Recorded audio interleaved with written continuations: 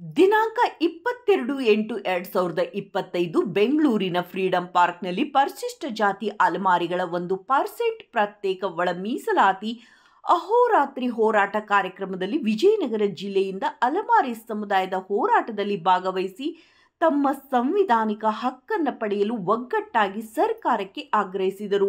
ಈ ಸಂದರ್ಭದಲ್ಲಿ ಎಡಗೈ ಬಲಗೈ ಸಮುದಾಯದ ದಲಿತ ಬಾಂಧವರು, ಅಲೆಮಾರಿ ಸಮುದಾಯದ ನಾಯಕರು, ಮುಖಂಡರು, ಸಮಾಜ ಸೇವಕರು, ಜಾನಪದ ಕಲಾವಿದರು, ವಿದ್ವಾಂಸರು, ಬುದ್ಧಿಜೀವಿಗಳು ಹೋರಾಟದಲ್ಲಿ ಕಾರ್ಯಕ್ರಮದಲ್ಲಿ ಭಾಗವಹಿಸಿ ಹೋರಾಟಕ್ಕೆ ಉತ್ತೇಜನವನ್ನು ನೀಡಿದರು.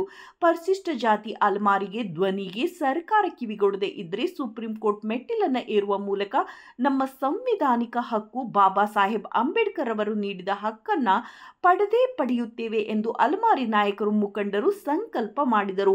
ಅಲೆಮಾರಿಗಳ ಹೋರಾಟಕ್ಕೆ ಸರ್ವರು ಕೈಜೋಡಿಸಿ ಹೋರಾಟಕ್ಕೆ ನೈತಿಕ ಬಲ ತುಂಬಿ ಅಲೆಮಾರಿಗಳ ಹೋರಾಟಕ್ಕೆ ಜಯವಾಗಲಿ, ಅಲೆಮಾರಿಗಳ ಹೋರಾಟಕ್ಕೆ ಜಯವಾಗಲಿ.